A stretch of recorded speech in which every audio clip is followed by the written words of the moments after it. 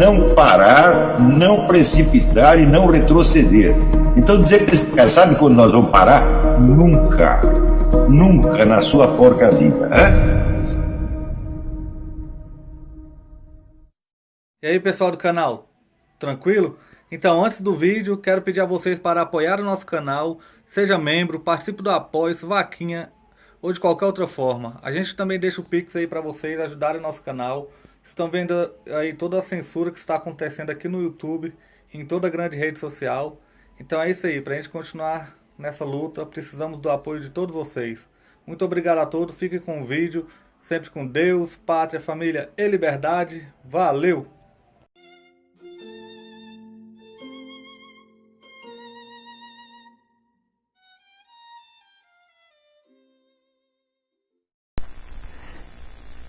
Sempre que se toma uma determinada formação política ou formação estatal, tá certo? Como se fosse o modelo prototípico, ou como se fosse a manifestação direta da essência do fenômeno, e se tenta estudar todas as demais formações a partir dessas, você cai num casuísmo sem fim. Tá certo? Do mesmo modo, se para evitar isto, nós procedemos então como os franceses, que adotam então o método positivista, tá certo? Da pura comparação e medição com abstenção de juízo de valor, nós chegamos às vezes à impossibilidade de tentar descrever certas estruturas políticas construídas sobre a ideia do bem comum. Então teríamos que explicá-las sem ter uma concepção clara do que seja o tal do bem, ou até sem ter uma ideia de se existe o bem e o mal. Se houve formações estatais construídas com o propósito, com a ideia, ou sob a desculpa, se quiserem, vamos dizer, do bem comum, então é absolutamente impossível nós explicarmos essa formação fazendo abstração da ideia do bem e, portanto, da ideia do mal também. Curiosamente, as ciências políticas faziam parte de algo que os franceses chamavam sciences morales, ciências morais, das quais a primeira característica delas era serem totalmente amorais, ou seja, não poder se pronunciar sobre o valor ou desvalor moral dos fenômenos estudados. Do mesmo modo, também não poderíamos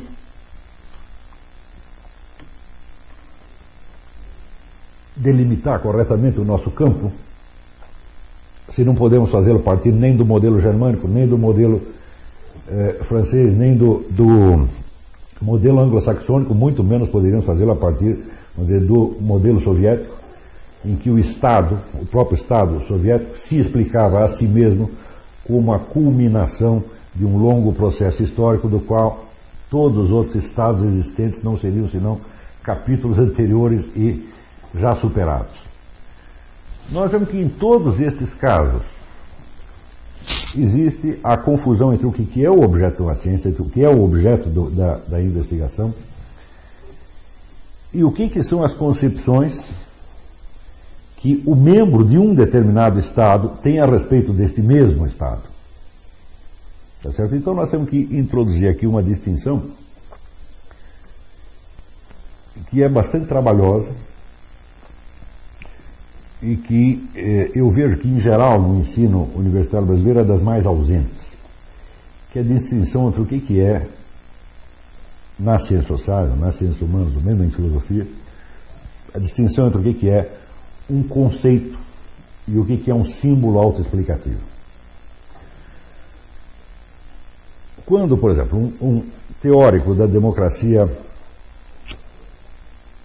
constitucional moderna descreve o Estado constitucional como um Estado no qual existem determinados direitos, nos quais os cidadãos são protegidos do Estado, pelo próprio Estado, ele está descrevendo uma realidade objetivamente existente, tá certo? E um projeto do que esse Estado visa a ser, embora às vezes não o consiga. Dito de outro modo, nós estamos descrevendo uma realidade ou uma idealidade? Nós estamos descrevendo o que o Estado é ou o que ele gostaria de ser. Se suponha que num Estado constitucional, como a Inglaterra, por exemplo, haja uma tal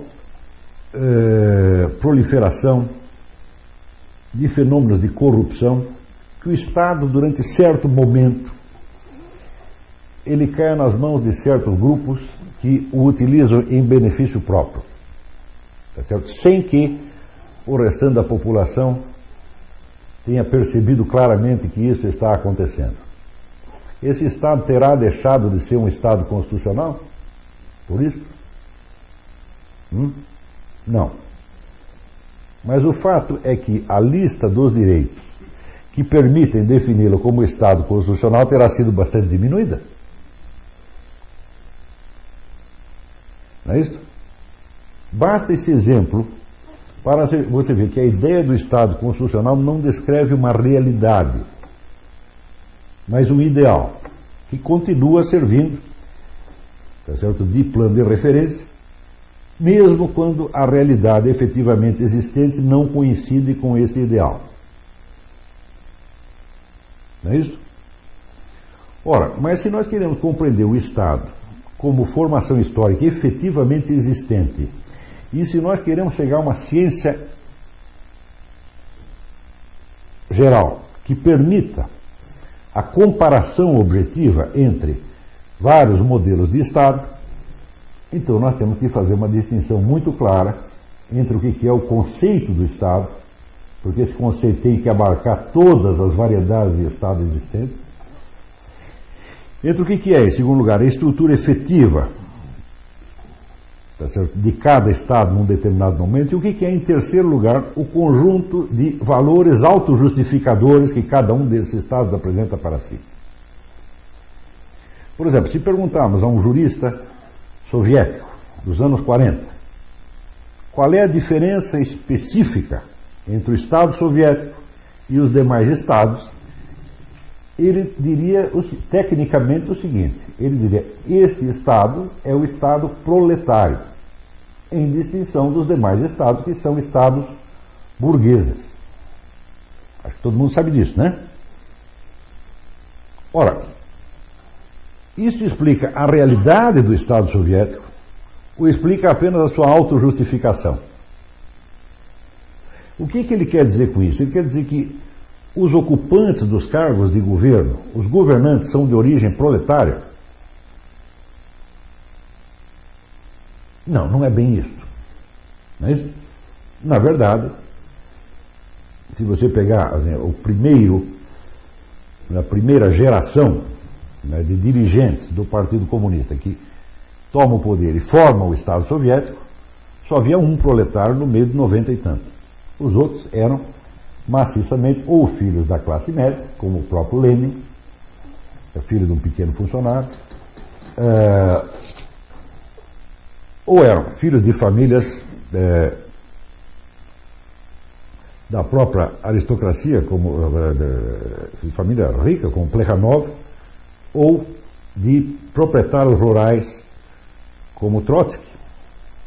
Então não havia nenhum proletário. Então, isso quer dizer que a característica de Estado proletário não era uma característica material do Estado soviético. Não é isso? Porém, se nós compararmos, bom, então se os Estados que você denomina de Estados burgueses são Estados burgueses.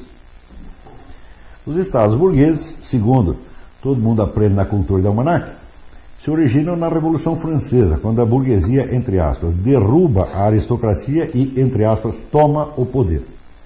Vocês nunca ouviram falar disso? Todo mundo já ouviu. Que em 1789 a burguesia derruba a aristocracia na França e toma o poder. Tem alguém aqui que nunca ouviu essa expressão? Todo mundo ouviu, tá certo? Muito bem. O que é a burguesia? É a classe dos capitalistas, dos detentores de capital que vivem do investimento, seja financeiro, seja na indústria, agricultura, qualquer outra atividade produtiva.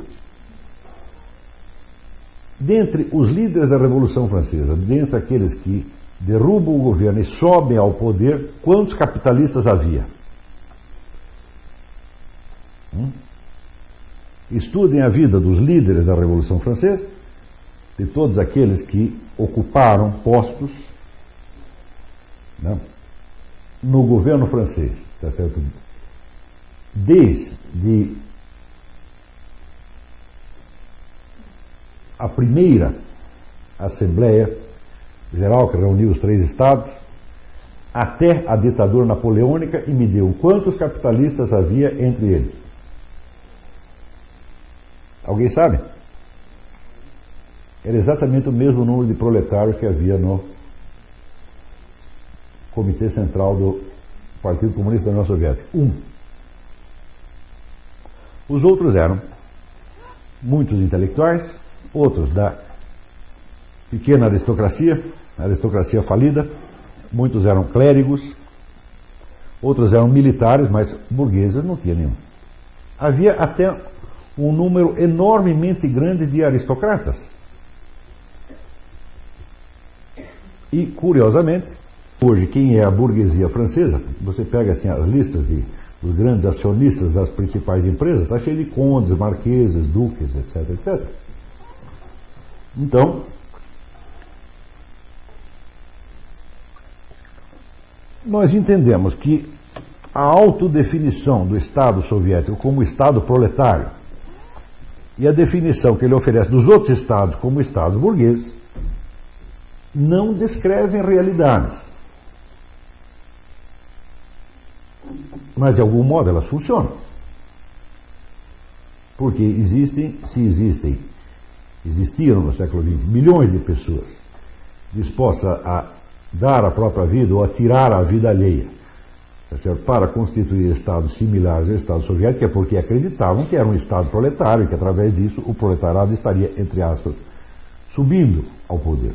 Então, este conceito, entre aspas, embora não sirva para descrever a estrutura real do Estado soviético, muito menos a composição social da sua classe governante, serve para descrever a expectativa moral, por assim dizer, em que se baseou a sua construção.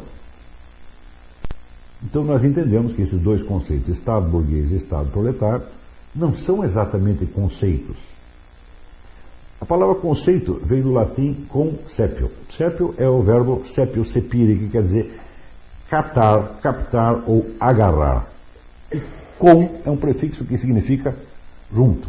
Isso quer dizer que, dado um conceito, quando você apreende o nexo lógico dos elementos que estão dados no conceito, ao mesmo tempo e juntamente com isso, você deve estar apreendendo um nexo real entre coisas reais. Estão compreendendo? Então, se você pega uma definição geométrica qualquer, que diz, por exemplo, um quadrado é uma figura plana com 4 lados e 4 ângulos iguais. Este enunciado verbal, ele tem um certo nexo interno, não é isso? Basta esse nexo interno para que ele seja um conceito efetivo? Não. É necessário que a este nexo corresponda um outro nexo efetivo na figura efetivamente desenhada. Não é isso? Isso quer dizer que quando eu enuncio o conceito de quadrado, eu não estou apenas, vamos dizer, enunciando um conteúdo lógico, mas estou enunciando um conteúdo geométrico efetivamente. Isso se refere não a objetos puramente lógicos da minha fala, mas a um objeto matemático que existe independentemente da própria fala humana. Não é isso? Se eu digo que um quadrado é uma figura com 4 lados e 4 ângulos iguais, eu estou dizendo precisamente que o quadrado ser isto não depende de que eu o diga ou não. Dizendo ou não dizendo, o quadrado continuará sendo a mesma coisa. Isso quer dizer que o conceito ele tenta reproduzir no campo dos nexos lógicos verbais algum nexo efetivamente existente em algo que não é, vamos dizer, o puro enunciado verbal. E por isso que chama conceptio, captar junto. Quando o porta-voz, o teórico do Estado soviético, enuncia que o Estado soviético é o Estado proletário e que ele se distingue dos outros Estados porque estes são Estados burgueses, o nexo lógico está bastante claro, não está? Se existe uma classe proletária, que é a classe que não tem a posse dos meios de produção, e uma outra classe, que é a burguesia, que tem, mediante a posse do capital, tem a posse dos meios de produção, e se cada uma constrói um Estado para que ela, enquanto classe, domine sobre as outras classes, então está dada a distinção do Estado proletário e do Estado burguês. Portanto, o nexo lógico está dado. Mas este nexo aparece na realidade? Não. Estão compreendendo? Porque, de fato, o raio do Estado proletário não tem proletário nenhum, e o raio do Estado burguês também não tem burgueses. Então, o nexo lógico está dado, mas o nexo real, não. Sempre que isso acontece, e isso aqui pode ser adotado como um critério geral para esses estudos, sempre que isso acontece, você não está na presença de um conceito científico. Você está na presença de um símbolo autoexplicativo. Isso quer dizer que quando o teórico do Estado soviético o explica como Estado proletário, ou quando o teórico do sistema parlamentar inglês o explica como um Estado no qual existem tais ou quais direitos, eles não estão descrevendo realidades, mas eles estão descrevendo princípios que orientam a sua própria ação e a sua própria participação nesse Estado. Eles estão, de certo modo, justificando a existência desse Estado e a própria existência deles enquanto agentes desse Estado. Isso chama-se símbolo autoexplicativo ou autojustificativo. Está entendendo? O símbolo autojustificativo não funciona como descrição de uma realidade, mas funciona como descrição de uma orientação subjetiva da conduta. Estão compreendendo?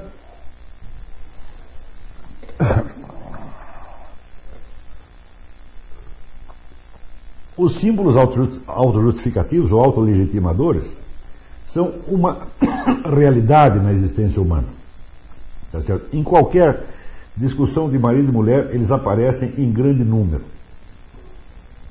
Tá certo? Quando o marido, irado, né, diz à mulher: você é uma chata, você não trabalha, você é isso, você é aquilo, isso não quer dizer que ela seja realmente.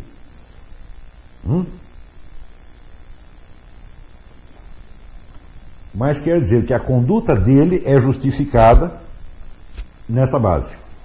Está entendendo? Por exemplo, o sujeito quer bater nela por algum motivo. Ele não precisa nem mesmo saber o motivo. Ele pode estar simplesmente batendo nela porque está bêbado. Como é que ele... Em vez de ele se descrever a si mesmo, ele faz uma descrição dela, não é isso? Só que a descrição é falsa. Estão compreendendo? Então, o símbolo autojustificador, ele é um pseudoconceito, ele é um simulacro de conceito que não descreve a realidade do seu objeto, mas enuncia a posição que o falante tem perante esse objeto.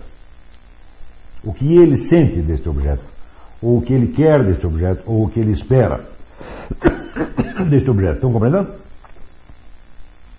Então, não é necessário dizer que a quase totalidade da discussão política no mundo inteiro, e mais particularmente no Brasil, não é feita com conceitos, mas exclusivamente com símbolos autojustificadores. Isso quer dizer que quando as pessoas estão falando a respeito do que quer que seja, não estão falando a respeito do que quer que seja, mas apenas delas mesmas. Estão entendendo? Por exemplo, um partido que anuncia o seu programa político, esse programa político é sempre baseado em algo que ele lhe apresentará como se fosse uma descrição do estado de coisas. Então dirá: o Brasil está assim, assim, assim, tem esse problema por causa disso, disso, disso, disso, disso. E em vista disso nós vamos proceder a tais ou quais medidas. Isso não quer dizer que o Brasil tenha exatamente esses problemas, não quer dizer que o problema seja esse, e muito menos quer dizer que o partido vá fazer tal ou qual coisa. No caso, pode ser que isso não seja sequer um símbolo autojustificativo. Pode ser uma terceira coisa. Para explicar de uma maneira mais simples, nós podemos dizer que uma ideia qualquer, ela tem sempre uma dentre 5 funções. A primeira é descrever a realidade. Por exemplo, o modelo de descrição da realidade seria o que um médico legista faz quando estica um cadáver em cima da mesa e diz: olha, aqui tem uma perfuração de bala na testa, ali tem o macarrão que o sujeito comeu ontem, e tem água no pulmão, tem mais isso, mais aquilo. O que ele está dizendo, para cada enunciado dele corresponde um fato verificável pelos sentidos por quem quer que examine o mesmo corpo. Isso é uma descrição da realidade, né? Em segundo lugar, nós temos os símbolos autojustificadores. Ou seja, o indivíduo está descrevendo o estado de coisas, não porque o estado de coisas seja exatamente assim, mas porque ele quer uma justificação e uma orientação da sua própria conduta dentro da situação. Como, por exemplo, o teórico do Estado soviético que o explica como o Estado proletário, ele não está querendo dizer exatamente que seja um Estado constituído de proletários, mas ele está dizendo: eu gostaria de sentir que eu estou aqui agindo como representante, entre aspas, do proletariado. Que eu sou uma espécie de proletário honorário. É isso que ele está querendo dizer. Está entendendo? E não que o Estado seja efetivamente um Estado proletário. Mas tem uma terceira função. A terceira função é influir sobre os outros. Então, neste caso, eu não estou nem descrevendo uma realidade e nem colocando a minha própria posição dentro dela, mas estou inoculando no próximo uma certa crença que, se ele aceitar, ele vai agir de determinada maneira que eu quero que ele haja.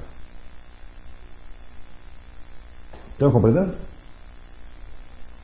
Se vocês conhecem a história do Otelo, vocês sabem que quando Iago diz que encontrou Desdémona tendo encontros furtivos com o tal do Cássio, ele não está descrevendo uma realidade, nem está colocando a sua própria posição dentro disso. Ele está apenas induzindo Otelo a matar a mulher. É isso que ele quer. Está entendendo? Então, influenciar o próximo,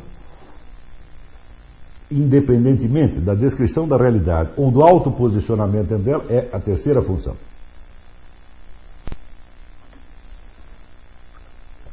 A quarta função.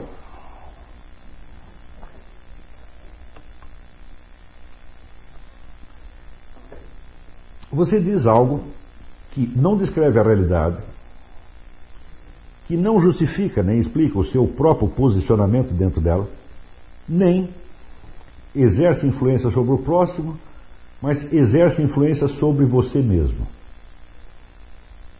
Ou seja, você gostaria de acreditar em tal coisa para motivar a sua ação neste ou naquele sentido.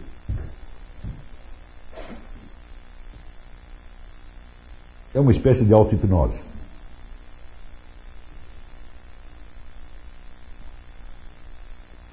E, finalmente, há uma quinta função,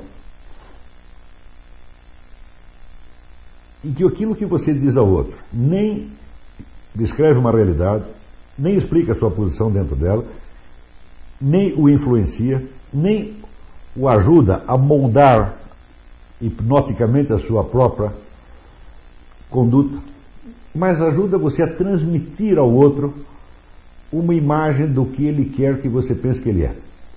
Ou seja, ele está representando um papel. Ele está fazendo isso não em vista de uma ação real, mas apenas porque ele quer simular aquilo naquele momento.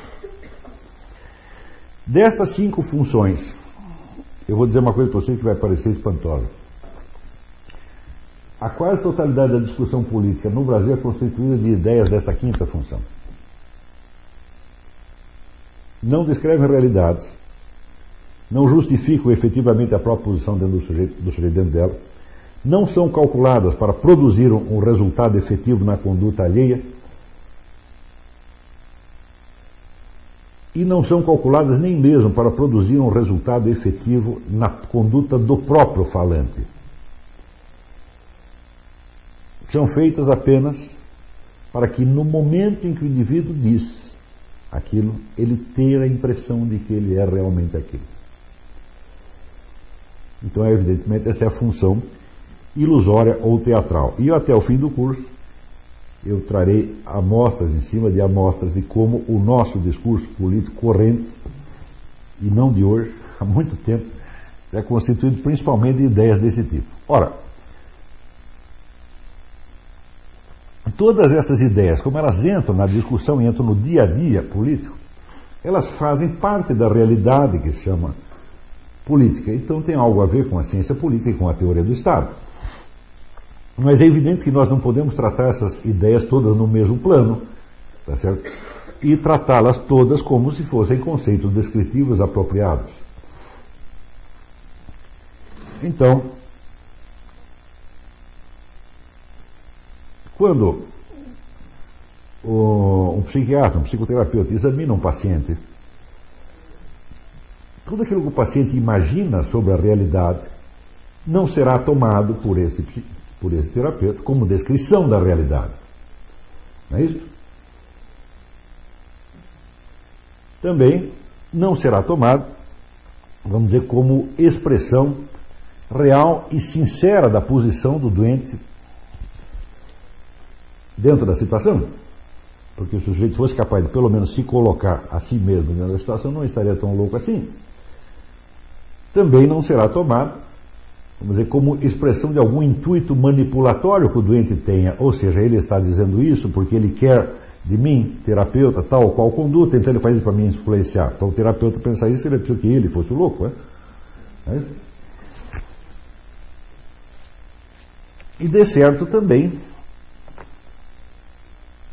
aquilo que o doente diz não é um discurso que ele está fazendo para si mesmo, para se persuadir de tal ou qual maneira.